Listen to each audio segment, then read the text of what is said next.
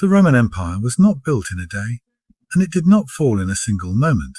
It began as a small city on the banks of the Tiber River and grew into the most powerful empire the ancient world had ever known.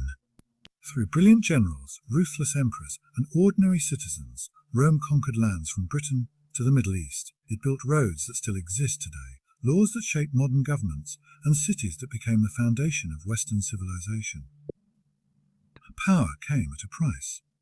Political corruption, economic collapse, endless wars, and internal divisions slowly weakened the empire from within. In this video, we'll travel through centuries of ambition, glory, betrayal, and decline to uncover how Rome rose, ruled the world, and ultimately fell. The story of Rome begins not with an empire, but with a single city, small, vulnerable, and surrounded by rivals. Around the 8th century BCE, Rome emerged on the banks of the Tiber River, a strategic location that offered both protection and access to trade. According to legend, the city was founded by Romulus and Remus, twin brothers raised by a wolf. While the myth adds drama to Rome's origins, the reality is just as remarkable. A modest settlement of farmers and herders would one day command the ancient world. In its earliest days, Rome was ruled by kings. These early rulers helped organize the city, build defenses, and establish religious and social traditions. However, the Roman people grew wary of absolute power. In 509 BCE, they overthrew their last king and established a republic, one of the most influential political systems in history. Power was divided among elected officials, councils, and assemblies, creating a balance meant to prevent tyranny. Though imperfect and often controlled by wealthy elites, the Roman Republic laid the foundation for Rome's future expansion. Rome's rise was driven largely by its military strength and discipline. Unlike many of its rivals, Rome built an army that emphasized organization, training, and adaptability. Roman legions could change tactics, learn from defeats, and absorb the strengths of their enemies. Each victory expanded Roman territory, but conquest alone was not enough. Rome developed a unique approach to rule. Instead of destroying conquered peoples, it often incorporated them. Allies were offered protection, trade, and eventually citizenship, turning former enemies into loyal supporters. Geography also played a crucial role in Rome's growth. Positioned at the center of the Italian peninsula, Rome had access to fertile lands and key trade routes. As it expanded, Rome invested heavily in infrastructure. Roads connected distant provinces, allowing armies, goods, and information to move with unmatched speed. These roads did more than support war. They united the empire and strengthened Roman control. Aqueducts delivered fresh water to cities, improving health and daily life, while grand buildings displayed Rome's power and ambition. As Rome expanded beyond Italy, it encountered powerful rivals, most famously Carthage. The Punic Wars tested Rome's resilience and determination. Despite devastating losses, Rome adapted, rebuilt its forces, and ultimately emerged victorious. These wars transformed Rome from a regional power into a Mediterranean superpower, controlling vast territories and sea routes. Wealth flowed into the city, fueling further expansion and changing Roman society forever. Over time, success brought new challenges. The Republic struggled to manage its growing territories and rising inequality. Ambitious generals gained personal loyalty from their armies, shifting power away from traditional institutions. Rome was no longer just a city-state. It was a global power in everything but name. By the 1st century BCE, internal conflicts and civil wars reshaped the political system, paving the way for the rise of emperors. Yet, even as Rome transitioned from republic to empire, its origins remained visible. Though the empire eventually collapsed, the systems it created continued to shape human history, proving that Rome's greatest victory was not its domination of land, but its lasting influence on civilization itself. At the height of its power, the Roman Empire ruled over millions of people and vast territories stretching from Britain to the deserts of the Middle East. Yet the same forces that built Rome's dominance slowly began to tear it apart.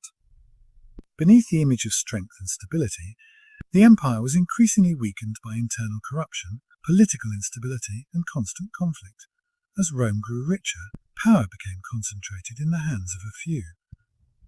Wealth from conquered lands flooded into the city, benefiting elite families while ordinary citizens struggled with rising prices and unemployment. Small farmers were pushed off their land, replaced by massive estates, worked by slaves. This growing inequality created deep social divisions and resentment, weakening the unity that had once defined Roman society. Political corruption became widespread. Positions of authority were often bought rather than earned, and loyalty to individuals replaced loyalty to the state.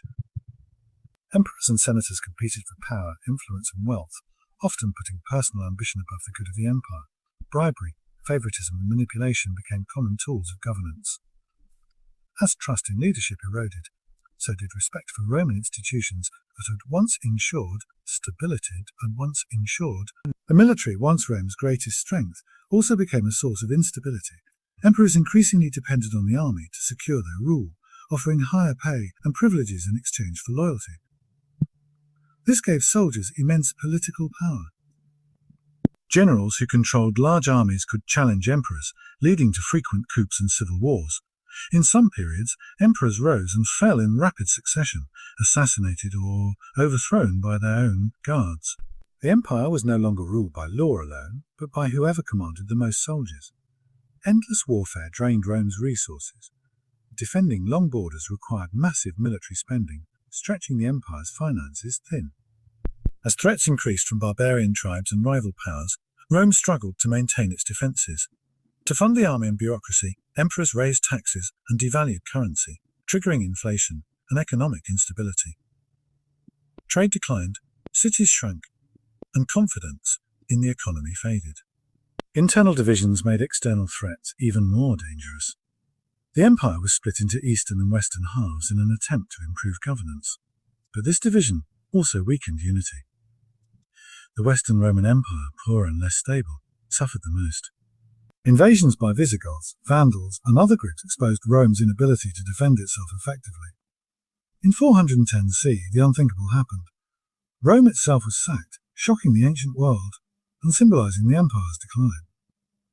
Religion also played a role in Rome's internal conflicts. As Christianity spread and became the state religion, tensions arose between old pagan traditions and new beliefs.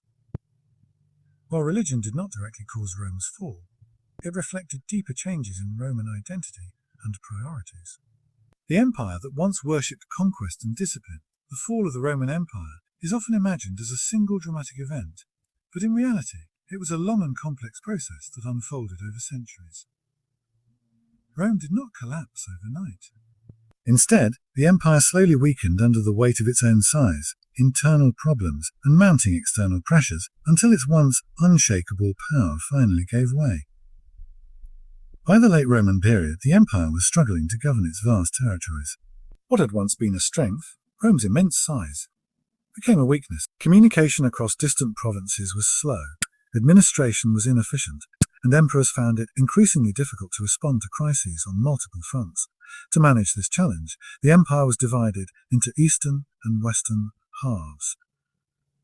While the Eastern Roman Empire, later known as the Byzantine Empire, remained strong and prosperous, the Western Roman Empire faced economic decline, political chaos, and military weakness. The Western Empire was particularly vulnerable and dissocial. Its economy relied heavily on agriculture and slave labor, both of which were in decline. Trade routes collapsed, cities lost population, and tax revenues fell sharply. Without sufficient funds, the government struggled to maintain infrastructure, pay soldiers, and defend borders. As economic stability crumbled, so did public confidence in Roman authority. At the same time, Rome faced increasing pressure from outside forces. Germanic tribes such as the Visigoths, Vandals, and Ostrogoths moved into Roman territory, driven by their own struggles and by the advance of the Huns from the east. These groups were not always enemies at first. Many were allowed to settle within the empire as allies.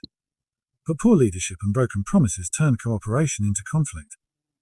Over time, Roman defences weakened, and borders that had once been secure became impossible to control. One of the most symbolic moments of Rome's decline came in 410 CE when the Visigoths sacked the city of Rome.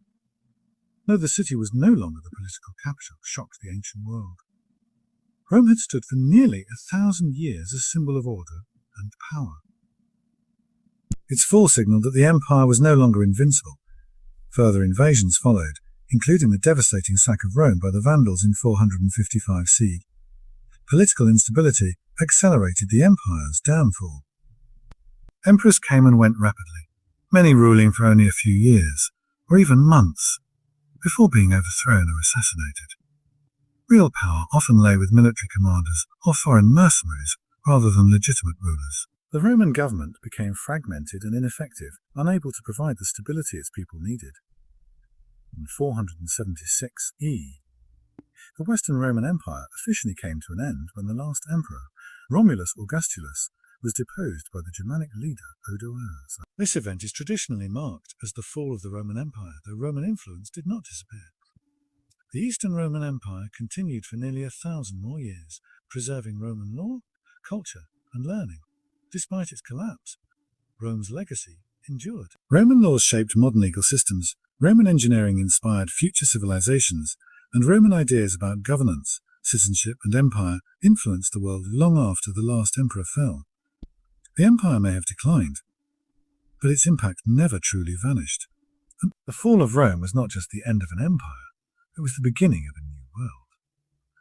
From its ruins rose medieval Europe, shaped by Roman foundations. In this way, Rome did not simply fall into history, it became history itself, reminding us that even the greatest powers are temporary, but their ideas can be eternal.